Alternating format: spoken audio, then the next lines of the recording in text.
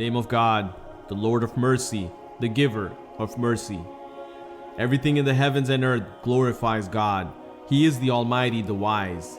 It was He who drove those of the people of the book who broke faith out from their homes at the first gathering of forces. You believers never thought they would go, and they themselves thought their fortifications would protect them against God. God came up on them from where they least expected and put panic into their hearts. Their homes were destroyed by their own hands and the hands of the believers. Learn from this, all of you with insight. If God had not decreed exile for them, He would have tormented them even more severely in this world. In the hereafter, they will have the torment of the fire because they set themselves against God and His messenger. God is stern in punishment towards anyone who sets himself against Him. Whatever you believers may have done to their palm trees, cutting them down or leaving them standing on their roots, was done by God's leave, so that He might disgrace those who defied Him.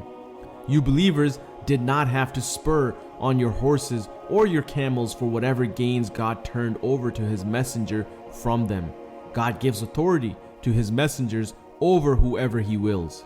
God has power over all things. Whatever gains God has turned over to His messenger from the inhabitants of the villages belong to God, the messenger, kingsfolk, orphans, the needy, the traveler in need. This is so that they do not just circulate amongst those of you who are rich. So accept whatever the messenger gives you and abstain from whatever he forbids you. Be mindful of God. God is severe in punishment. The poor emigrants who were driven from their homes and possessions, who seek God's favor and approval, those who help God and His messenger, these are the ones who are true, shall have a share. Those who were already firmly established in their homes in Medina and firmly rooted in faith show love for those who migrated to them for refuge and harbor no desire in their hearts for what has been given to them. They give them preference over themselves, even if they too are poor.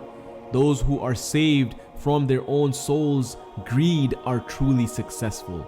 Those who came after them say, Lord, forgive us our sins and the sins of our brothers who believed before us, and leave no malice in our hearts towards those who believe.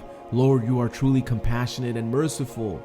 Have you, prophet, considered the hypocrites who say to their fellows, the faithless amongst the people of the book, if you are driven out, we shall go with you.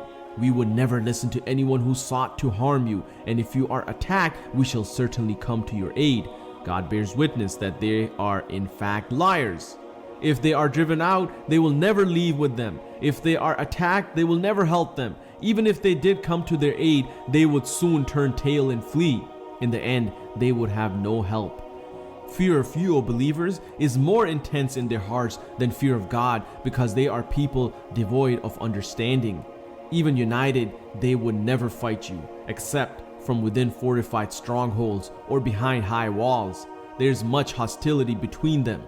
You think they are united, but their hearts are divided because they are people devoid of reason. Like those who went just before them, they have tasted the result of their conduct, and a painful punishment awaits them. Like Satan, who says to man, do not believe. But when man disbelieves, says, I disown you, I fear God, the Lord of the worlds. Both will end up in the fire, there to remain. That is the reward of evildoers. You who believe, be mindful of God, and let every soul consider carefully what it sends ahead for tomorrow. Be mindful of God, for God is well aware of everything you do. Do not be like those who forget God, so God causes them to forget their own souls. They are the rebellious ones. There is no comparison between the inhabitants of the fire and the inhabitants of paradise, and the inhabitants of paradise are the successful ones. If we had sent this Quran down to a mountain, you, O Prophet, would have seen it humbled and split apart in its awe of God. We offer people such illustrations so that they may reflect. He is God. There is no God other than Him. It is He who knows what is hidden as well as what is in the open. He is the Lord of mercy, the giver of mercy.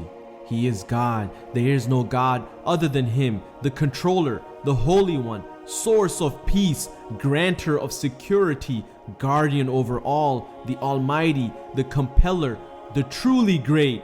God is far above anything they consider to be his partner. He is God, the Creator, the Originator, the Shaper.